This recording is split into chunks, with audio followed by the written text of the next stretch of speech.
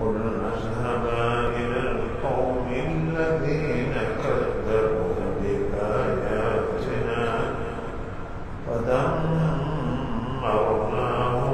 تدميرا وقوم نوح لما كذبوا الرسل أغرقناهم وجعلناهم للناس آية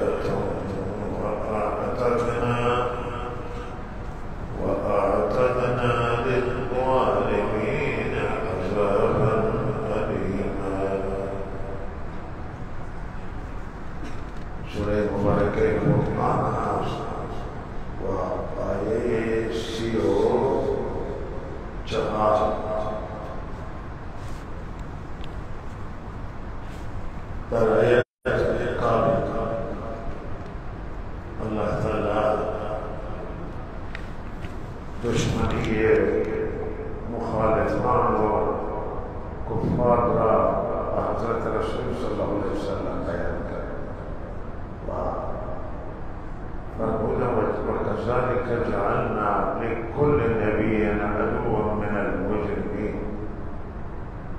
ما برای هر پیامبری دشمن از مجرمین قرار دادیم، انسانهایی که عادتشون و شیوهشون جرم هست و جرائم پیشه هستند با انبیاء علیهم السلام دشمنی کردند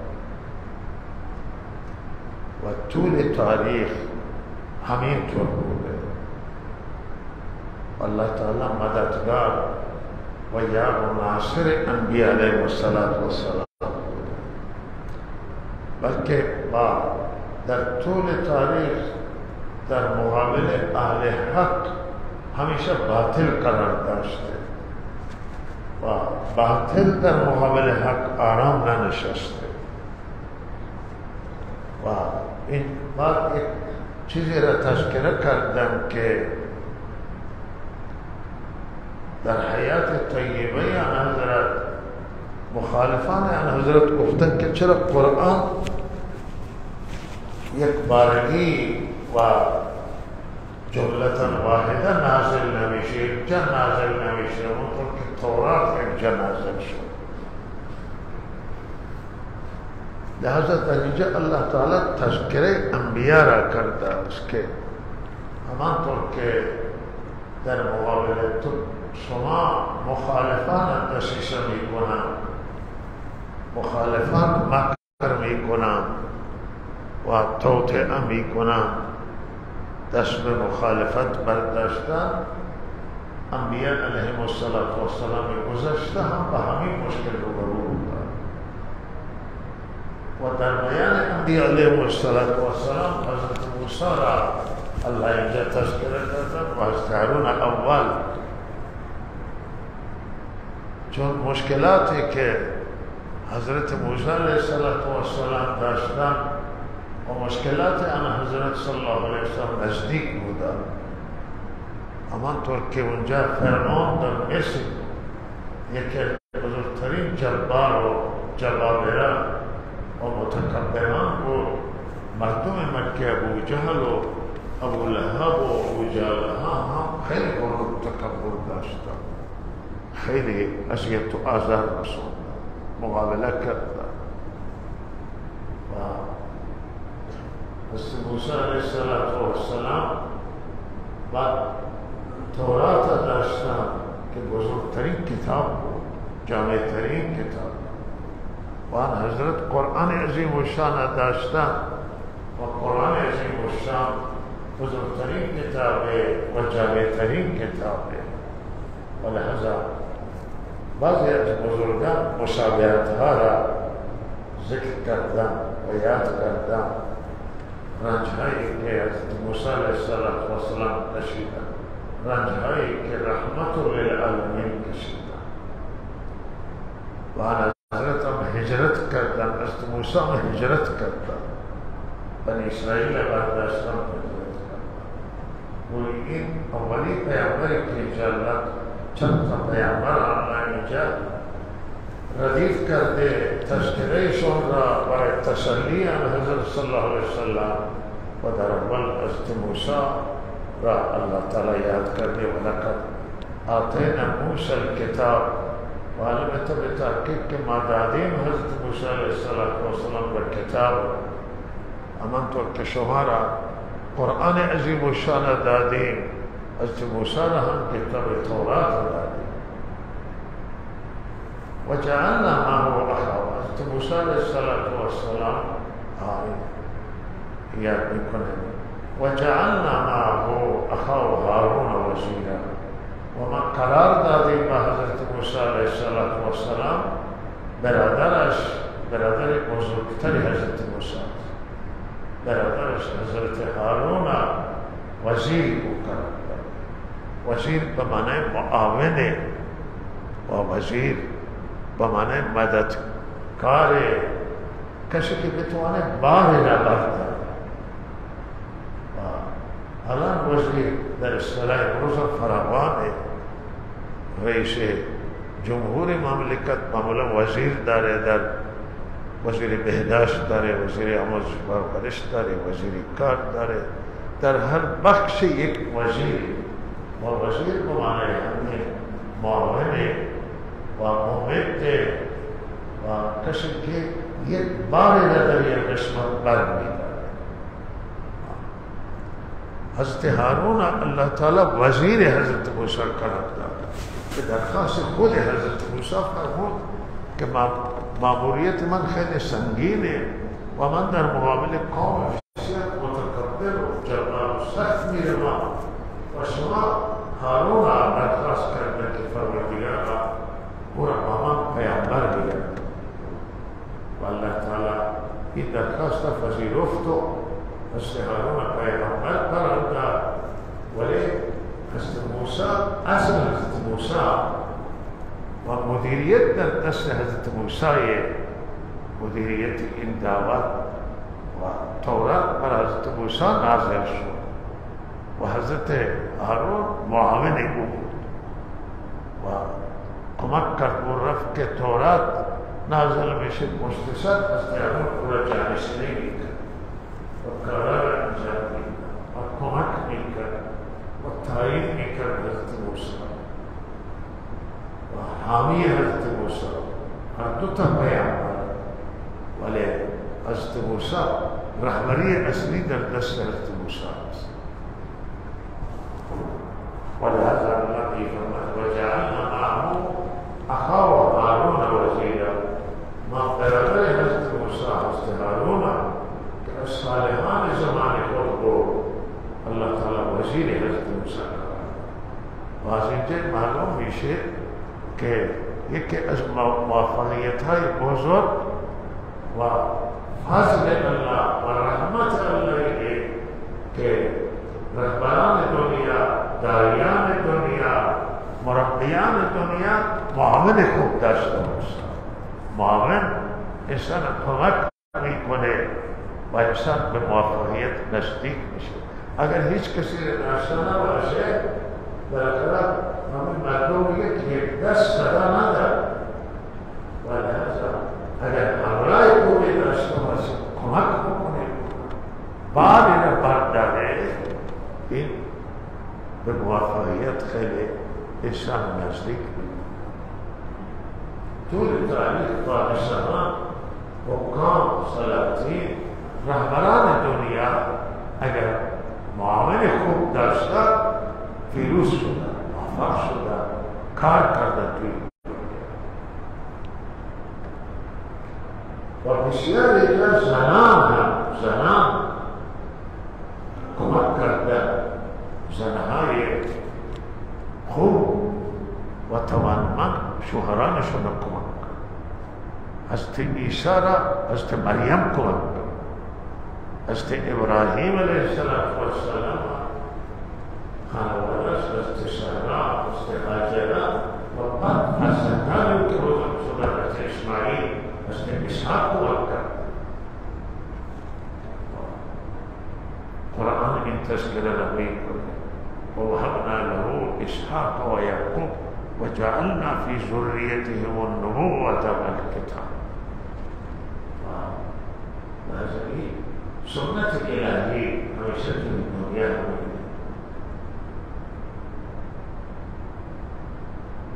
حضرت رسول صلی اللہ علیہ وسلم حضرت خدیجۃ الکبریٰ و ازواج مطہرات كان حضرت ازواج مطہرات کا اختیار کرنا اکثر زنان مسلم در اولاد دارد بیوه بودن و این زنان خدمت کرد، احادیث نشر کردن، کمک کردن در نشر دین.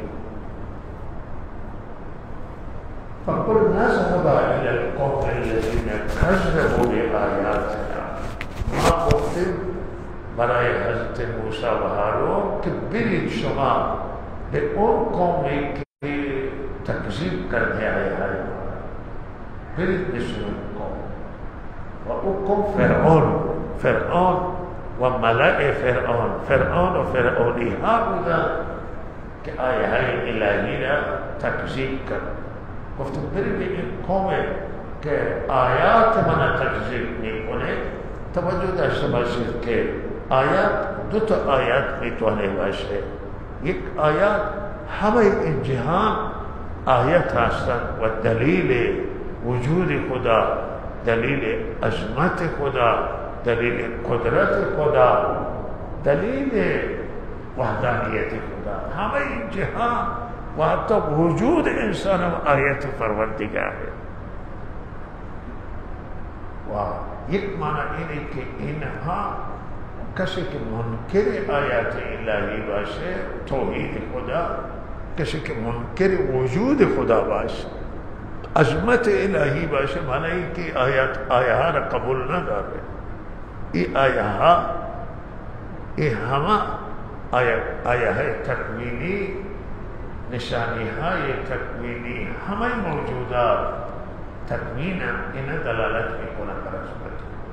کسی که خدا را قبول نداره معنی آیات را قبول نداره، وحدانیت خدا را قبول نداره معنی که این آیات را باور نداره. دومی آیات تشریعی هستند. آیات تشریعی آیات های که از وحی با وحی نازل میشن، مثل تورات را قبول نداره، مثل انجیل را قبول نداره، کتاب های آسمانی را، قرآن را. این آیات تشریعی هستند. آیات اینم آیه سال فلان، آیه فلان، همه این آیات یاد میشه. ولهذا فرعون اینجا کدوم آیات قبول نداشت؟ چون حالا هنوز حضرت موسی نرفته، هنوز آیات به او ارائه نداده. ولهذا میتونه این آیه های تکوینی را قبول نداشتن، چون این خودش را، این مرد خودش را بزرگترین خدا می خدا را اصلا قبول نداشت. و دومی وحدانیت خدا را قبول نداشت. دومی آیه ممکن آیات او آیاتی که بر حضرت یوسف نازل شدن، تو حضرت یوسف علیه السلام تو بعض روایت تاریخی هست که 400 سال بین حضرت یوسف و حضرت موسی، وقتی که حضرت یعقوب با خانوادهش از کنعان بار کردن و اینجا آمدن، بالاخره زمان حضرت یوسف حاکم بود، هم پیامبر. لہذا توی مصر درس توحید دادا، آیات الهی را مطرح کرد. این آیات هم فرعون که بعد آمد از حضرت یوسف و زمان بود، فرعون این آیات را قبول نداشت. و در سوره مومن همین آمده است که ولقد جاءکم یوسف فمن قبل بالبینات فما زلتم فی شک مما جاءکم به. شما در زمان حضرت یوسف میگه که آیاتی که حضرت یوسف آواز در شک قرار داشته، قبول نکردی. این همو آیات مراده، این آیاتی که برای حضرت یوسف نازل شده، آیاتی که در سلسله خاندان حضرت ابراهیم جریان داشته، حضرت اسحاق، حضرت یعقوب، حضرت یوسف، این آیات مطرح بودن در مصر و اینا قبول نکردن. ولهذا اللہ تعالیٰ نے فرمان برید به قوم که آیه های من تکذیب میکنن. همین آیه باور، این آیه باور نداشت. آیه تکوینی را قبول نداشت. بعد که حضرت موسی آمد که همه تورات هم قبول نکردن و تورات هم رد کردن. ببخشید آیاتی که حضرت موسی آمد معجزات کو اینا را قبول نکرد و شاید کذبوا بآیاتنا به اعتبار آینده هم باشه که اینها در این آیه های شما را آیه را که نشان میدیدم تکذیب میکنن، ولی شما برید اینها را تفهیم بکنید، این را بفهمانید و اینها آیات الله تعالی را قبول کنند. فقل نذهب الى القوم الذين كذبوا بآیاتنا فدمرنا، ما به هلاکت رسیدیم و تباه کردیم. و دمرنا یعنی در هم کوبیدیم، اینها را ما در هم کوبیدیم، کوبیدن سخت تدمیری، در هم کوبیدیم که در هم کوبیدن سخت و همون بود. 40 سال کم و بیش حضرت موسی در مصر ماند و فرعون تفهیم کرد و مبارزه معروف با جادوگران. آیات 9 تا آیات ولقد آتینا موسی 9 آیات، این 9 آیات نشان داد معجزات بزرگ و کوچک و آخر که قبول نکرد. بعد از 40 سال از موسی هجرت کرد، فرعون تعقیب کرد و فرعون و فرعونیه را هم الله در دریا غرق کرد.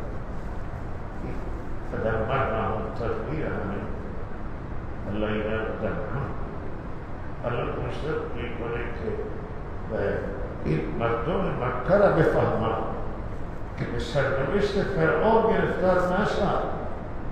هر روز یک بهانه جویی میکنن و آیه های اینها قبول ندارن، حتی نوبه اینها میرسه که مانند فرعون و فرعونی ها در هم کوبیده بشن و هر کسی که مقابله کنه با حق الله او را میزنه و سرش را میکوبه الله تعالی. و قوم نوح لما كذبوا الرسل أغرقناهم وجعلناهم للناس آية وأعتدنا للظالمين. دیگه قوم نوح الله تشکر کرد. میفرماید قوم نوح را که قبل از اینا گذشته است، وقتی که تکذیب کردن قوم نوح پیامبران، قوم نوح 950 سال حضرت نوح در میان قومش ما با اونها را تبلیغ کرد 950 سال و قوم نوح پیامبران را تکذیب کرد. پیامبر تنها حضرت نوح بود، ولی تکذیب یک پیامبر تکذیب همه پیامبران. در کسی که یک پیامبر را قبول نکنه، چون تمام پیامبران در اصول متحدند و واحدند، این کوئی همه پیامبران را قبول نکرده. قوم نوح وقتی پیامبران تکذیب کردن اغرقنا، ما اونها را غرق. قوم نوح و فرعون، قوم حضرت موسی و فرعون و اینها همه غرق میشن. این هر دو قوم الله به یک عذاب گرفتار، غرق کرد اینها را در آب. یکی از عذابهای الهی همینه که سیلاب میاره و مردم غرق توی آب. اغرقناهم، ما اینها را غرق کرد. و واقعش معروفه که باران از آسمان بارید بالا و از زمین هم آب می‌بارد. سیلابی را افتاد که هیچ سابقه و تاریخ نه قبل داشته و نه بعد داشته و لحاظا حضرت نوح درخواست کرده که از کافران یک خانه باقی نماند. رب لا تذر الکافرین على الكافرين دیار، خانه نماند. دیگه تمام کفار او زمان را الله غرق کرده و هلاک کرد. وجعلناهم للناس آیه، و ما قوم نوح را که غرق کردیم آیه قرار دادیم، اینها را نشانی یعنی اینها را عبرت قرار دادیم برای مرد. یہ دعا معروف ہے کہ اللہم لا تجعلنا عبرتا لغیرنا، ہمارا عبرت پر نگران نہ کر، نافرمانا نہ کہ اللہ سرش و مرکوبی دے، و نافرمانا اللہ معاخذہ کرتا ہے، ان میں سے عبرت برای دیگران باید درس بگیرن، دیگران باید عبرت بگیرن و در مقابل خدا نیستن، در مقابل حق نیستن. وجعلناهم للناس آية وأعتدنا للظالمين عذابا این عذاب دنیا ہے وما آماده ساختیم برای ظالمان عذاب دردناک، عذاب دردناک عذاب آخرت هست. میگه که عذاب دنیا خلاص میشه تمامه، نه، اینها منتقل میشه از عذاب دنیا به عذاب خیلی سخت‌تر. این عذاب دنیا چیزی نیست در مقابل عذاب آخرت. عذاب در عذاب، از یک عذاب خلاص میشه دنیا به عذاب آخرت که دردناک خیلی دردآوره، بر او عذاب میرسه. توجه داشته باشید که این همه قوم‌ها را اللہ تعالی اینجا در واقع عبرت قرار داده و اینها را به صورت عبرت و درس اللہ تعالی برای ما مذاکره میکنه و اینها نه تنها برای نافرمانان زمان حضرت رسول الله، برای نافرمانان امروز هست، کسانی که در مقابل حق سفارایی میکنند، کسانی که میخوان حق از بین ببرند، کسانی که دشمنی حق دارند، علیه حق توطئه میکنند، لحظه این حالات الله به عذاب گرفتار. الله کسانی که روبرویی را به حق اختیار میکنند الله میزنه. و عادا و ثمودا و اصحاب الرس و قرونا بین ذلك کثیر و کلا ضربنا له الامثال و کلا تبرنا تتبیرا. و قوم عاد که پیامبرشون به نام حضرت هود بود و قوم ثمود، اینها قوم عاد در قسمت یمن زندگی میکرد و بسیار جای آبادی بود و اینها اونجا زندگی میکردن و تذکرهشون جای دیگه شده است. از قومهای معروف دنیا عاد اولا و ثمود و قوم ثمود اللہ تعالی که قوم صالح این در حجر زندگی میکرد. اینها از مدینه منوره تقریبا همین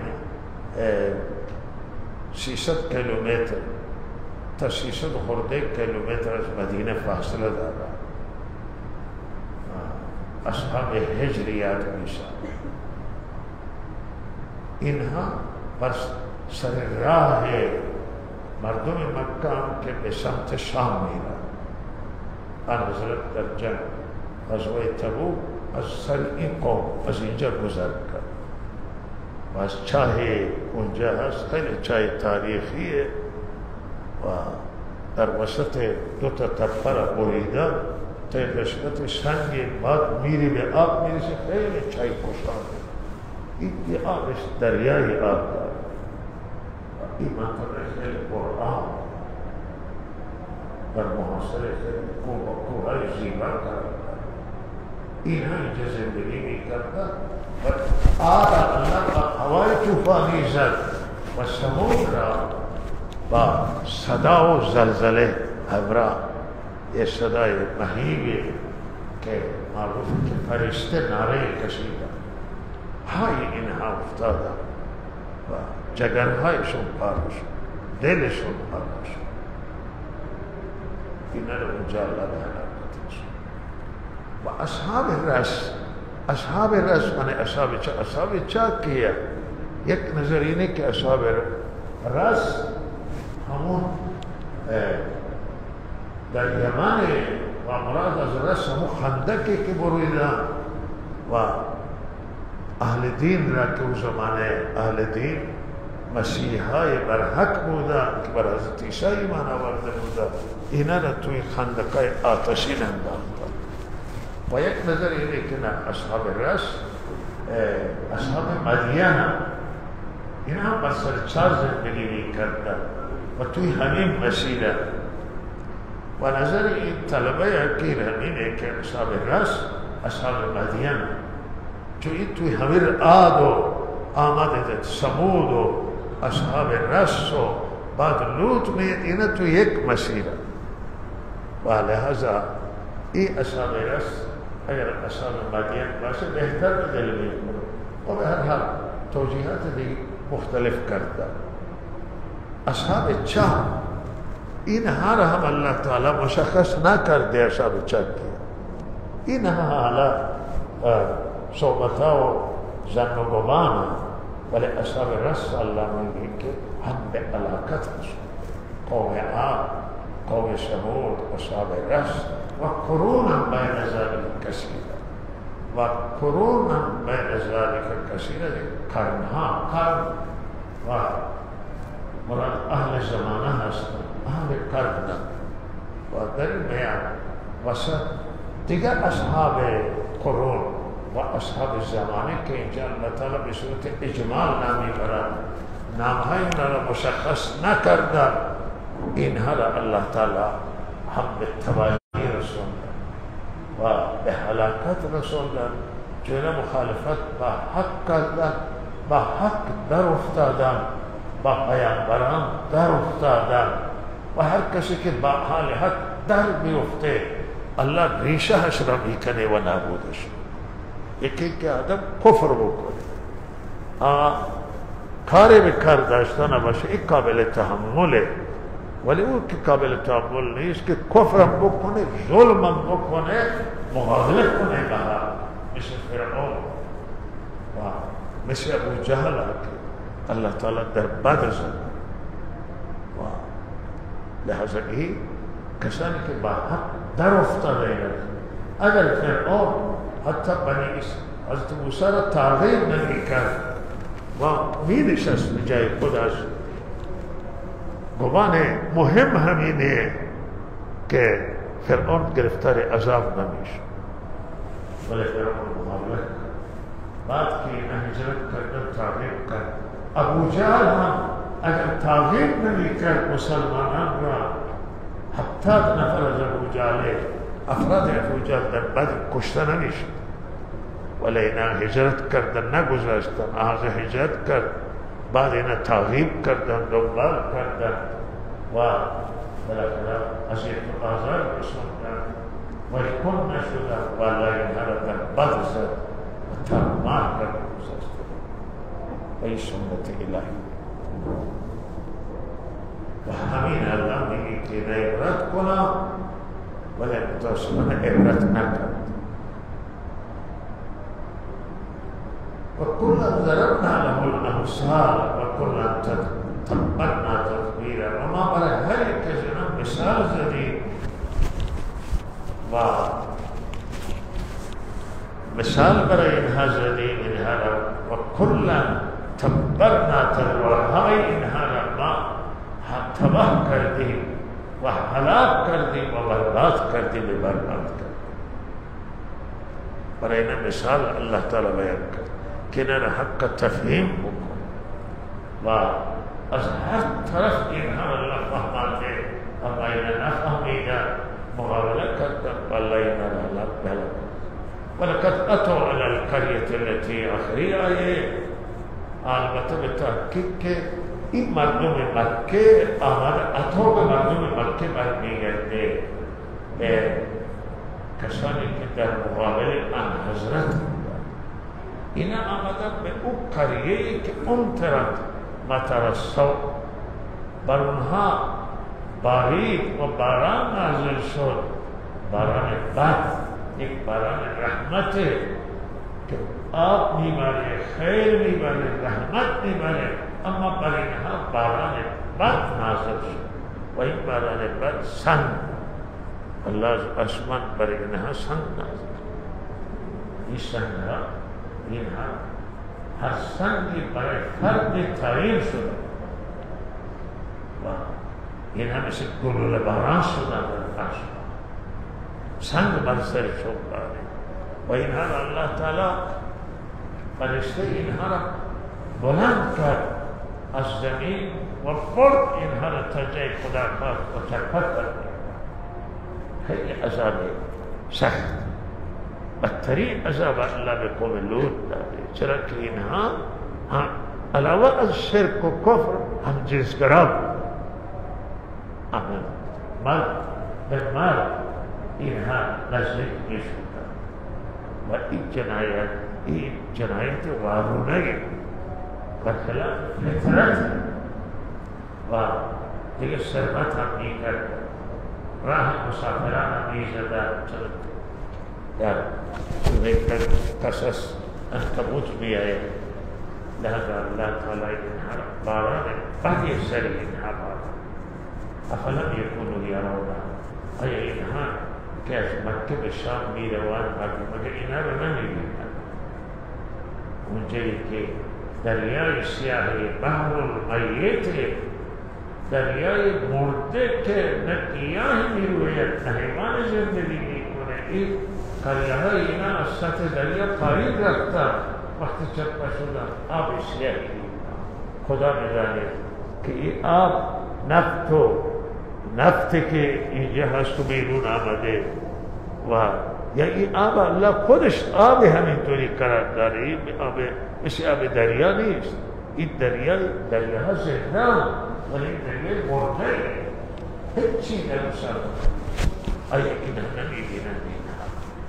بل کانوا لا یرجون نشورا.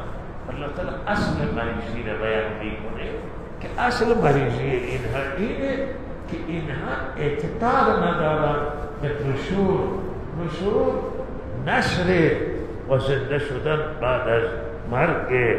لحظه این اعتقاد به زنده شدن ندارن که برای حساب و کتاب بیاین و اعتقاد به حساب و کتاب ندارن. میگه آدم که مرد میره توی کار باوجه خواهد میشه مثل مردم امروز نه تنها غیر مسلمان ها این اعتقاد دارن بلکه در مسلمان ها هم ضعف اعتقاد به آخرت فراوانه و لحاظا بعضی اینها باور ندارن خوب و لحاظا اهمیت برای این حساب کتاب قائل نیست. این هم نوع انکاره و که انسان باور داشته باشه، اعتقاد کامل داشته باشه و لحاظا امروز جهان گرفتاری میاد و باور امروز در دنیا ضعیف شده، یقین ضربه خورده توی و تمام گرفتاری های که توی دنیا هست روینی که دنیا جهانیان و ملت جهان به آخرت اعتقاد دارند. اینا رو الله میگه که اینها تمام مشکلاتشون از همین پدیده که اعتقاد به آخرت زنده شدن بعد از مرگ دارند. امروز این مریضی مسلمانان هم گرفته، این مریضی خطرناکه و لحاظا مسلمان وقتی باورش ضعیفه، اعتقادش ضعیفه، طاهر نمازی میکنه، زکات هم نمیده، مرتکب گناهان بزرگ و کبیره میشه، مشروب میخورد، ولا تشبه دنبال زنا هم ادعای آدم میکشد، راه میبنده. این اعتقاد نداره به آخرت. این مشکلش از اینجاست. اگر این اعتقاد و باورش درست بود که قیامت یادش بشد دیوانه که نیست که بری گناه بکنم، میدانه که من فردا حساب کتاب میگیرم، فردا من میزنم، فردا من عذاب میدم. این دیوانه نیست، عقل داره ولی باور نداره. این اعتقادش به آخرت قرار ده. امروز تنها چیزی که بالاخره باید او علاج بشه او ایمانی که ایمان ها باید تقویت بشه. اعتقاد برگرده، یقین برگرده تا مردم عمل بکنن، تا عمل به مردم آسان.